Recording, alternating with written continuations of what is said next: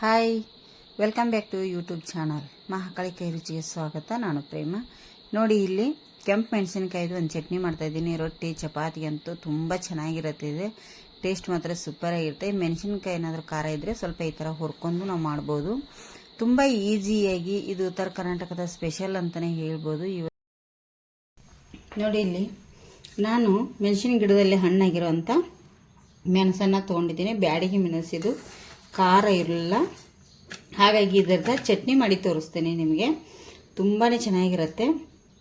ಈ ಥರನೂ ತುಂಡು ಮಾಡಿ ಹಾಕಿ ಹುರ್ಕೋಬೋದು, ಇಲ್ಲಾಂದರೆ ಇಡೀನೂ ಹುರ್ಕೋಬೋದು. ನೋಡಿ, ನಾನು ಸ್ವಲ್ಪ ಇದನ್ನು ತುಂಡು ಮಾಡ್ತೇನೆ. ಈ ಥರ ಒಳಗಡೆ ಕೂಡ ಚೆನ್ನಾಗಿ ಹುರಿಯುತ್ತೆ. ಈ ಥರ ತುಂಡು ಮಾಡಿ ಇಟ್ಕೋತೇನೆ ಈಗೆಲ್ಲ. ನೋಡಿ, ಈಗ ನಾನು ಇದನ್ನೆಲ್ಲ ಈಗ ತುಂಡು ಮಾಡಿ ಎತ್ತಿ ಇಟ್ಕೊಂಡಿದ್ದೀನಿ. ಈಗ ಇದನ್ನು ಹುರಿತೇನೆ, ಬನ್ನಿ. ಇದು ಸ್ವಲ್ಪ ನಾನು ಅಡುಗೆ ಮಾಡಿರೋದು ಎಣ್ಣೆ ಕಡಾವಂಗಿನೇ ಇದೆ ಫ್ರೆಂಡ್ಸು. 1 ಟೇಬಲ್ ಸ್ಪೂನಷ್ಟು ಎಣ್ಣೆ ಕೂಡ ಹಾಕಿದ್ದೀನಿ. ಎಣ್ಣೆ ಕಡಾವಂಗಿ ಇರೋದ್ರಿಂದ ನಾವು ಎಣ್ಣೆಯದ್ದು ವೇಸ್ಟ್ ಮಾಡಬಾರ್ದಲ್ಲ, ಹುರಿಬೇಕು. ಈಗ ಇದರಲ್ಲಿ ಯಾಕೆ ಯಾರೂ ಇದನ್ನು ಹುರಿಯೋದಿಲ್ಲ, ರೆಡ್ ಚಿಲ್ಲಿನ. ನಾನು ಇದನ್ನು ಯಾಕೆ ಹುರಿತಾ ಇದ್ದೀನಿ, ಏನಾದರೂ ಖಾರ ಇದ್ದರೆ ಸ್ವಲ್ಪ ಕಮ್ಮಿ ಆಗುತ್ತೆ ಹುರ್ಕೊಂಡ್ರೆ ಎಣ್ಣೆ ಹಾಕಿ. ಇದನ್ನು ಸ್ವಲ್ಪ ಎಣ್ಣೆ ಹಾಕಿ ಚೆನ್ನಾಗಿ ನಾವು ಫ್ರೈ ಮಾಡಬೇಕು. ಹೇಗೆ ಗ್ರೀನ್ ಚಿಲ್ಲಿನ ನಾವು ಪೇಸ್ಟ್ ಮಾಡ್ಕೋಬೇಕಾದ್ರೆ ಫ್ರೈ ಮಾಡ್ತೀವಿ ನೋಡಿ, ಹಾಗೆ ಇದನ್ನು ಕೂಡ ನಾವು ಸ್ವಲ್ಪ ಈ ಥರ ತುಂಡು ಮಾಡಿ ಫ್ರೈ ಮಾಡಿದರೆ ತುಂಬ ಟೇಸ್ಟಿಯಾಗಿರುವಂಥ ಗ್ರೀನ್ ಚಿಲ್ಲಿ ಚಟ್ನಿ ಆಗುತ್ತೆ. ಇದನ್ನು ತುಂಡು ಮಾಡಿರೋದಕ್ಕೆ ಇನ್ನೊಂದು ಕಾರಣ ಏನು ಗೊತ್ತಾ, ಇದು ಹುರಿಯುವಾಗ ಇಡೀ ಮೆಣಸಿನಕಾಯಿ ಇದ್ದರೆ ಪಟ್ ಅಂಥೇಳಿ ನಮಗೆ ಸಿಡಿಬಾರ್ದು ಅನ್ನೋದಕ್ಕೋಸ್ಕರ ಹಾಗೆ ಇದು ನಾನಿಲ್ಲಿ ತುಂಡು ಮಾಡಿ ಹುರಿತಾ ಇದ್ದೀನಿ. ಇದನ್ನೀಗ ಮಿನಿಮಮ್ ಮೀಡಿಯಮ್ ಉರಿಯಲ್ಲಿ ಒಂದು 10 ರಿಂದ 15 ನಿಮಿಷ ಚೆನ್ನಾಗಿ ಫ್ರೈ ಮಾಡ್ಕೊತೇನೆ. ಆವಾಗ ಟೇಸ್ಟಿಯಾಗಿರುವಂಥ ಚಟ್ನಿ ಆಗುತ್ತೆ. ಇದನ್ನೀಗ ಹುರಿತೇನೆ. ನೋಡಿ, ಇಷ್ಟನ್ನು ನಾನೀಗ ಫ್ರೈ ಮಾಡಿದ್ದೇನೆ.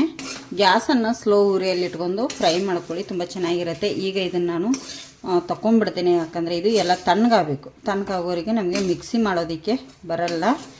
ಇದೆಲ್ಲ ಈಗ ತಣ್ಣಗಾಗಲಿ. ಇದೆಲ್ಲ ಫುಲ್ ಈಗ ತಣ್ಣಗಾಗಲಿಕ್ಕೆ ಒಂದು ಅರ್ಧ ಮುಕ್ಕಾಲು ಗಂಟೆ ಹಾಗೆ ಇಟ್ಬಿಡ್ತೇನೆ ನಾನು.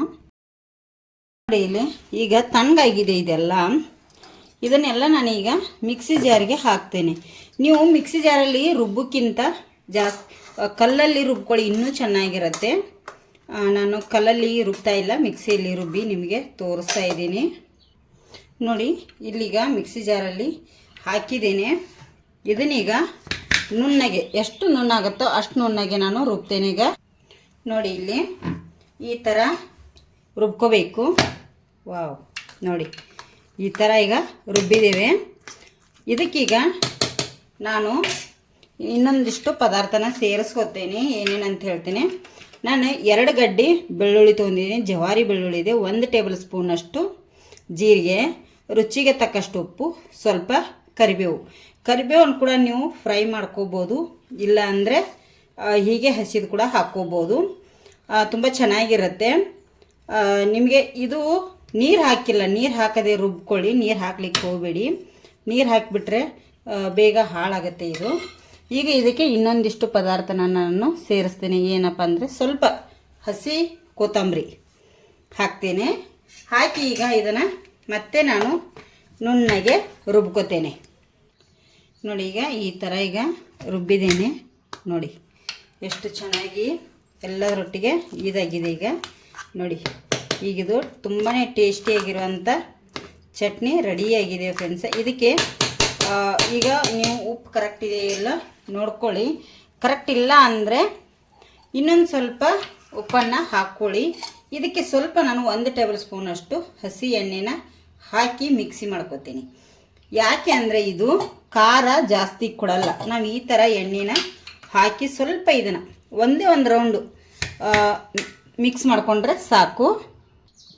ನೋಡಿ, ಇಲ್ಲಿ 1 ರೌಂಡು ತಿರುಗಿಸ್ಕೊಂಡಿದ್ದೇನೆ, ಸಾಕು. ನೋಡಿ ಎಷ್ಟು ಚೆನ್ನಾಗಿ ಬಂದಿದೆ ಎಲ್ಲ. ಈಗ ಪೇಸ್ಟು ರೆಡಿಯಾಗಿದೆ. ತುಂಬಾ ಚೆನ್ನಾಗಿರುತ್ತೆ. ರೊಟ್ಟಿ ಚಪಾತಿಗೆ ಅಂತೂ ಸೂಪರಾಗಿ. ಇದನ್ನು ಒಂದು ಬೌಲಿಗೆ ನಿಮಗೆ ತೆಗೆದು ತೋರಿಸ್ತೇನೆ. ಜೋಳದ ರೊಟ್ಟಿಗೆ ಅಂತೂ ಮಸ್ತಾಗಿರುತ್ತೆ. ಇದು ಖಾರ ಏನಾದರೂ ಸಪ್ಪೆ ಇದ್ದರೆ ನಿಮಗೆ ನೀವು ಬೇಕಾದ್ರೆ ಮಸಾಲೆ ದೋಸೆ ಕೂಡ ಸವರ್ಕೋಬೋದು. ಅಂದರೆ ರೆಡ್ ಚಿಲ್ಲಿ ತುಂಬಾ ಚೆನ್ನಾಗಿರುತ್ತೆ. ಇದನ್ನು ಹುರಿದು ಮಾಡಿದರೆ ಟೇಸ್ಟಿಯಾಗಿರುವಂಥ ಈ ಥರ ನಮಗೆ ಚಟ್ನಿ ಸಿಗುತ್ತೆ. ಬಿಸಿ ಬಿಸಿ ಜೋಳದ ರೊಟ್ಟಿಗೆ ಆಯಿತು, ಗಟ್ಟಿ ರೊಟ್ಟಿಗೆ ಆಯಿತು, ತುಂಬ ಚೆನ್ನಾಗಿರುತ್ತೆ ಕೆಂಪು ಚಟ್ನಿ. ಇದು ಬ್ಯಾಡಗಿ ಮೆಣಸು ನೀರಲ್ಲಿ ನೆನೆಸಿಟ್ಟು ಮಾಡ್ತೇವೆ. ಇದು ಹಾಗಲ್ಲ, ಹೊಲದಲ್ಲಿ ಬೆಳೆದಿರ್ತೀವಲ್ಲ ಅಲ್ಲೇ ಮೆಣಸಿನ್ಕಾಯಿನ ಹಣ್ಣಾಗಿರ್ತವಲ್ಲ ಆ ಮೆಣಸಿನ್ಕಾಯ್ದು ಆ ಥರ ಇಲ್ಲಾಂದರೆ ನೀವು ಬ್ಯಾಡಗಿ ಮೆಣಸಿನ್ಕಾಯ್ದು ಮಾಡ್ಕೋಬೋದು. ತುಂಬ ಸಿಂಪಲ್, ಜಾಸ್ತಿ ಪದಾರ್ಥ ಇಲ್ಲದೇ ನಾನು ಮಾಡಿದ್ದೀನಿ. ಹೇಗೆ ಬಂದಿದೆ ಅಂಥೇಳಿ ಕಮೆಂಟ್ ಮಾಡಿ. ಹೊಸಬ್ರು ನಮ್ಮ ಚಾನಲ್ ನೋಡಿದ್ರೆ ಪ್ಲೀಸ್ ಸಬ್ಸ್ಕ್ರೈಬ್ ಮಾಡ್ಕೊಂಡು ನೋಡಿ. ವಿಡಿಯೋ ಇಷ್ಟ ಆದರೆ ಶೇರ್ ಮಾಡೋದನ್ನು ಮರೀಲಿಕ್ಕೆ ಹೋಗ್ಬೇಡಿ.